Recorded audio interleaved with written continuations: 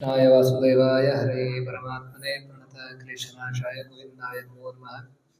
सर्वमङ्गलमाङ्गल्ये शिवे सर्वार्थसाधिके शरण्ये त्र्यम्बके गौरी नारायणी नमोस्तुते। श्रीगुरुभ्यो नमः।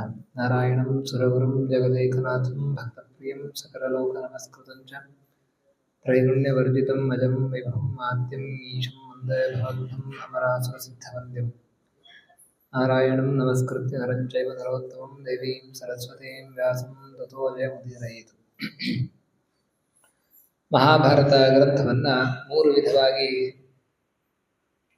ನಮಗೆ ವ್ಯಾಸರು ಅರ್ಥೈಸಿಕೊಳ್ಳಬೇಕು ಅನ್ನೋದನ್ನು ನಿನ್ನೆಯ ದಿವಸ ಚಿಂತನೆಯನ್ನು ಮಾಡಿದ್ವಿ.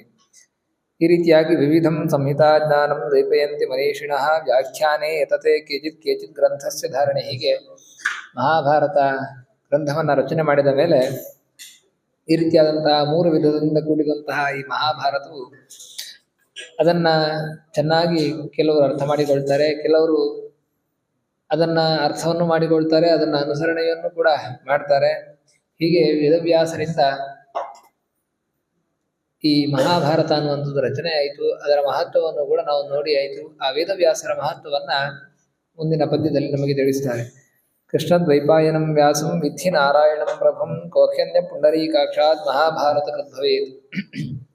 ವೇದವ್ಯಾಸರನ್ನ ಅನೇಕ ಮಂದಿ ಕೇವಲ ಋಷಿಗಳು ಅಂತ ಹೇಳಿ ಮಾತ್ರ ಹೇಳ್ತಾರೆ. ಆದರೆ ಭಗವಂತನ ಅವತಾರ, ನಾರಾಯಣನ ಅವತಾರ ಅಂತ ಹೇಳಿ ಎಷ್ಟೋ ಜನ ಒಪ್ಪುವುದಿಲ್ಲ. ಅದಕ್ಕೆ ಮಹಾಭಾರತವೇ ತಿಳಿಸ್ತದೆ ಕೃಷ್ಣದ್ವೈಪಾಯನಂ ವಿಧಿ.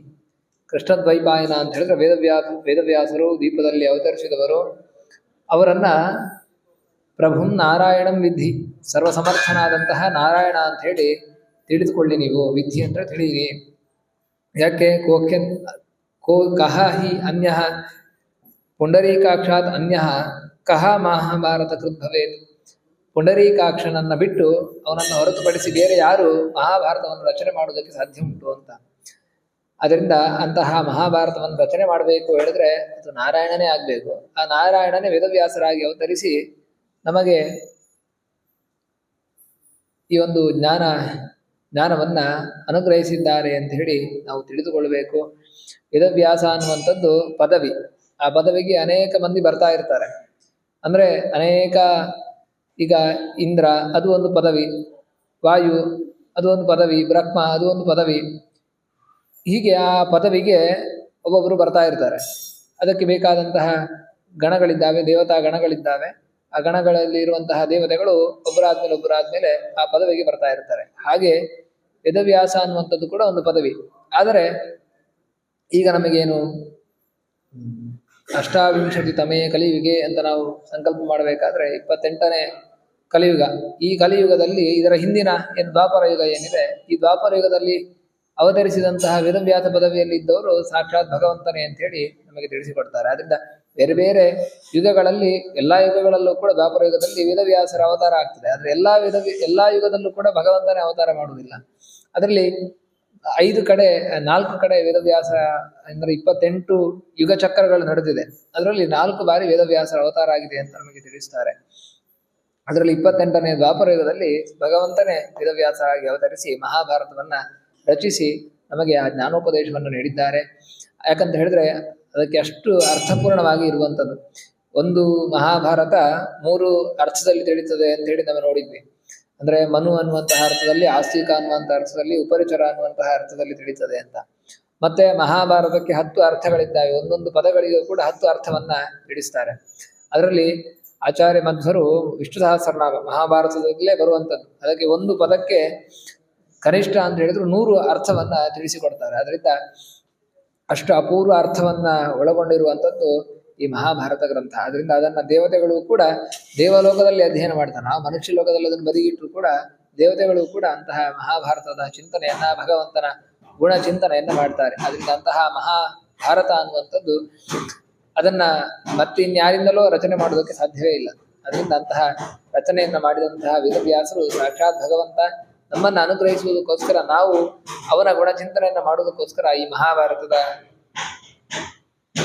ದಾನವನ್ನು ನಮಗೆ ಮಾಡಿದ್ದಾರೆ ಅಂತ ಹೇಳಿ ತಿಳಿಸ್ತಾ, ಆ ಕೃಷ್ಣದ್ವೈಪಾಯರು ಮುಂದೆ ಅಂದ್ರೆ ವೇದವ್ಯಾಸರು ಯಾವ ರೀತಿಯಾಗಿ ಕುರುವಂಶದ ಪ್ರಾರಂಭ ಆಯಿತು ಅಂತ ಹೇಳ್ತಾರೆ. ವಿಚಿತ್ರ ವೀರ್ಯ ಅಂತ ಹೇಳಿ ಅವನ ಪತ್ನಿಯಲ್ಲಿ 3 ಮಕ್ಕಳನ್ನ ವೇದವ್ಯಾಸರಿಂದ ಪಡಿತಾರೆ. ಅವನು ತೀರಿ ಹೋಗ್ತಾನೆ.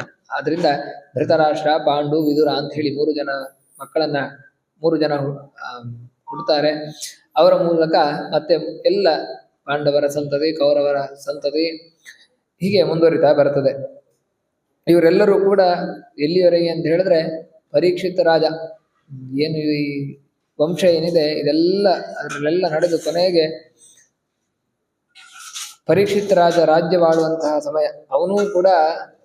ಅವನು ರಾಜ್ಯವನ್ನ ಆಳಿ ಶಾಪ ನಿಮಿತ್ತವಾಗಿ ದೇಹತ್ಯಾಗವನ್ನು ಮಾಡಿದ ನಂತರ ಜನಮೇಜನ ಯಾಗ ಸಂದರ್ಭದಲ್ಲಿ ಮಹಾಭಾರತ ಅನ್ನುವಂಥದ್ದು ನಮಗೆ ಸಿಕ್ಕಿತು. ಅಲ್ಲಿಯವರೆಗೆ ವೇದವ್ಯಾಸರು ಮಹಾಭಾರತ ನಡೆಯುವ ಮುಂಚೆಯೇ, ಯುದ್ಧ ನಡೆಯುವ ಮುಂಚೆಯೇ ಅದರ ವಿಚಾರವನ್ನ ಬರೆದಿಟ್ಟಿದ್ರು. ಅದನ್ನು ತಮ್ಮ ಶಿಷ್ಯರಿಗೆ ಅದನ್ನೆಲ್ಲರಿಗೂ ಕೂಡ ಉಪದೇಶವನ್ನ ಮಾಡಿದ್ರು. ಆದರೆ ಅದು ನಮಗೆ ಮನುಷ್ಯ ಲೋಕದಲ್ಲಿ ಅದು ಸಿಕ್ಕಿರಲಿಲ್ಲ. ಅದನ್ನ ತೇಷು ಜಾತೇಷು ವೃದ್ಧೇಷು ಗತೇಷು ಚ ಪರಾಂ ಗತಿಂ ಅಬ್ರವೀತ್ ಭಾರತಂ ಲೋಕೆ ಮಾನುಷೇಸ್ಮಿನ್ ಮಹಾಋಷಿ ಅಂತ ಹೇಳಿ ಆ ಭಾರತವನ್ನ ಅಸ್ಮಿನ್ ಮಾನುಷೇ ಲೋಕೆ ಅಬ್ರವೀತ್. ಈ ಏನು ಇವರೆಲ್ಲ ಜನಮೇ ಪರೀಕ್ಷಿತ್ ರಾಜ ಅವನ ಮರಣ ಕಾಲದವರೆಗೆ ಅದು ಇರಲಿಲ್ಲ. ನಂತರ ಜನಮೇಜನ ಯಾಗ ಕಾಲದಲ್ಲಿ ಅದು ಮನುಷ್ಯ ಲೋಕಕ್ಕೆ ಅಂದ್ರೆ ಎಲ್ಲ ಮನುಷ್ಯರಿಗೂ ಕೂಡ ಅದನ್ನ ವೈಶಂಪಾಯನರ ಮುಖಾಂತರ ಆ ಯಾಗದಲ್ಲಿ ವೇದವ್ಯಾಸರು ಉಪದೇಶವನ್ನು ಮಾಡ್ತಾರೆ. ಋಷಿಗಳೆಲ್ಲರೂ ಕೂಡ ಅವರಲ್ಲಿ ಪ್ರಾರ್ಥನೆಯನ್ನು ಮಾಡ್ತಾರೆ ವೇದವ್ಯಾಸರಲ್ಲಿ ಮಹಾಭಾರತವನ್ನು ಉಪದೇಶ ಮಾಡಿ ಅಂತ.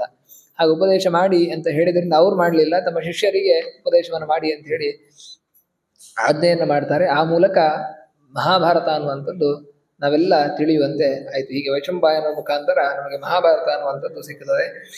ಅವರಿಗೆ ಶಿಷ್ಯರಿಗೆ ಉಪದೇಶ ಮಾಡಿ ಅಂದ್ರೆ ಶಿಷ್ಯರಿಗೆ ಮೊದಲೇ ಉಪದೇಶ ಮಾಡಿರ್ಬೇಕು. ಮೊದಲೇ ಅಂತ ಹೇಳಿದ್ರೆ ಮಹಾಭಾರತದ ಯುದ್ಧದಕ್ಕಿಂತ ಮೊದಲೇ ಇದರ ರಚನೆ ಅನ್ನುವಂಥದ್ದು ಆಗಿತ್ತು. ಯಾವ ಯಾವ ಕಾಲದಲ್ಲಿ ಏನೇನು ನಡೀತದೆ ಅನ್ನುವಂಥದ್ದನ್ನು ಮೊದಲೇ ತಿಳಿದವರು ಭಗವಂತನ ಸಾಕ್ಷಾತ್ ಅವತಾರರು. ಆದ್ರಿಂದ ಅಂತಹ ಮಹಾಭಾರತವನ್ನ ವೈಶಂಪಾಯನರು ಉಪದೇಶವನ್ನು ಮಾಡ್ತಾರೆ.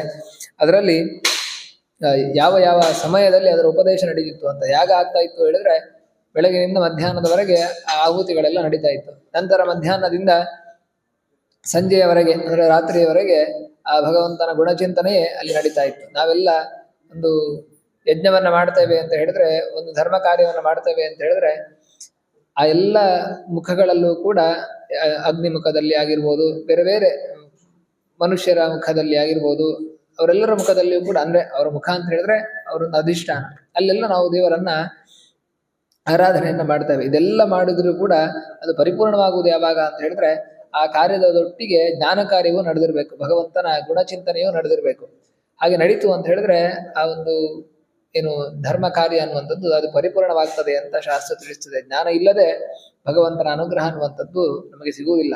ಆದ್ರಿಂದ ಅಂತಹ ಯಜ್ಞವನ್ನ ಮಾಡ್ತಾ ಇದ್ರು ಕೂಡ ಆ ಸಮಯದಲ್ಲಿ ಅದು ಕರ್ಮಭಾಗ ಆದ್ರೂ ಕೂಡ ಅದರ ಮುಂದುವರೆದ ಮಧ್ಯೆ ಮಧ್ಯೆ ಎಲ್ಲೆಲ್ಲಿ ಸಮಯ ಸಿಗ್ತದೋ ಅಲ್ಲೆಲ್ಲ ಆ ಜ್ಞಾನೋಪದೇಶವೂ ಕೂಡ ನಡೀತಾ ಇತ್ತು.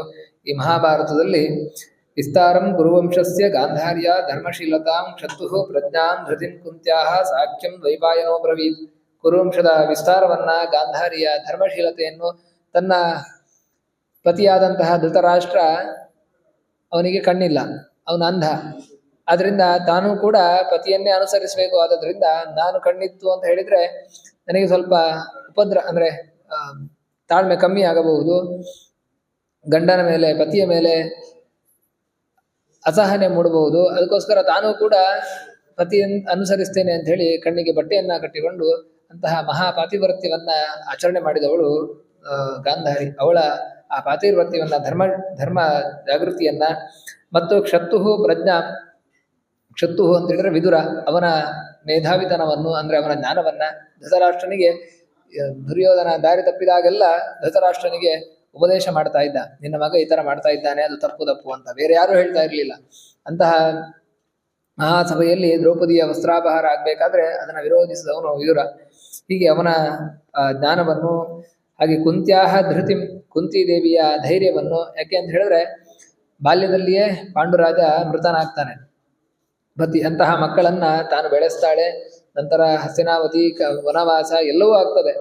ಕೊನೆಯಲ್ಲಿ ಇಡೀ ಯುದ್ಧ ಮುಗಿದ ಮೇಲೆ ಕುಂತಿ ಪ್ರಾರ್ಥನೆಯನ್ನು ಮಾಡ್ತಾಳೆ, ನನಗೆ ಯಾವಾಗ್ಲೂ ಕೂಡ ಕಷ್ಟ ಬರ್ತಾ ಇರ್ಲಿ ಅಂತ ಹೇಳಿ. ಯಾಕಂತ ಹೇಳಿದ್ರೆ ವಿಪದಸ್ಸಂತು ನಶ್ವತ್ ಅಂತ ಹೇಳಿ, ಯಾವಾಗ್ಲೂ ನನಗೆ ಕಷ್ಟ ಬರ್ತಾ ಇರಲಿ. ಯಾಕಂತ ಹೇಳಿದ್ರೆ ಕಷ್ಟ ಬಂತು ಹೇಳಿದ್ರೆ ದೇವರ ಸ್ಮರಣೆ ನನಗೆ ಬರ್ತದೆ, ನೀನು ನನಗೆ ದರ್ಶನ ಕೊಡ್ತಿ. ಶ್ರೀಕೃಷ್ಣ ಪಾಂಡವರಿಗೆ ಯಾವಾಗೆಲ್ಲ ಸಮಸ್ಯೆ ಆಯಿತು, ಆ ಎಲ್ಲ ಸಮಸ್ಯೆ ಆದಾಗ್ಲೂ ಕೂಡ ಅವನು ಬಂದು ಪಾಂಡವರನ್ನು ಅನುಗ್ರಹಿಸಿದ. ವನವಾಸ ಕಾಲದಲ್ಲೂ ಕೂಡ ಬಂದಿದ್ದ. ಹೀಗೆ ಪ್ರತಿಯೊಂದು ಕಾಲದಲ್ಲೂ ಕೂಡ ಬಂದು ಆ ಪಾಂಡವರ ರಕ್ಷಣೆಯನ್ನ ಮಾಡಿದ್ದ. ಆದ್ರಿಂದ ಶ್ರೀಕೃಷ್ಣನ ದರ್ಶನ ಸಿಗ್ಬೇಕು ಅಂತ ಹೇಳಿದ್ರೆ ಕಷ್ಟ ಬರಬೇಕು. ಆದ್ರಿಂದ ಅಂತಹ ಕಷ್ಟವೇ ನನಗೆ ಸದಾ ಇರಲಿ, ಯಾಕಂದ್ರೆ ನಿನ್ನ ದರ್ಶನ ಸಿಗ್ತದೆ, ಅದರಿಂದ ಕಷ್ಟ ಇರಲಿ ಅಂತೇಳಿ ಪ್ರಾರ್ಥನೆಯನ್ನು ಮಾಡಿದವಳು. ಅಂತಹ ಧೈರ್ಯವಂತಳ. ನಾವೆಲ್ಲ ಕಷ್ಟ ಹೋಗ್ಲಿ ಅಂತ ಪ್ರಾರ್ಥನೆ ಮಾಡಿದ್ರೆ ಅವಳು ಕಷ್ಟ ಬರಲಿ ಅಂತೇಳಿ ಪ್ರಾರ್ಥನೆಯನ್ನ ಮಾಡಿದವಳು. ಅಂತಹ ಧೈರ್ಯವನ್ನ ತೋರಿಸಿದಂಥವಳು. ಇನ್ನು ಮತ್ತೊಂದು ಕುಂತ್ಯಾಹ ಸಾಕ್ಯಂ, ಅವಳ ಸಹನೆ. ಇಷ್ಟೆಲ್ಲ ಪಾಂಡವರಿಗೆ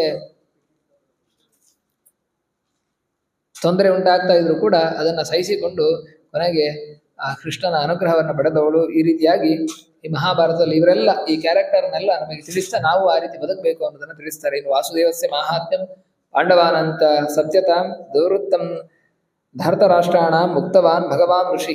ವಾಸುದೇವನ ಶ್ರೀಕೃಷ್ಣನ ಮಹಿಮೆಯನ್ನ ಹಾಗೆ ಪಾಂಡವರ ಸತ್ಯನಿಷ್ಠೆಯನ್ನ ಅವರಿಗೆ ನಿಜವಾಗ್ಲೂ ಕೂಡ ಸಿಗಬೇಕಿತ್ತು ರಾಜ್ಯ.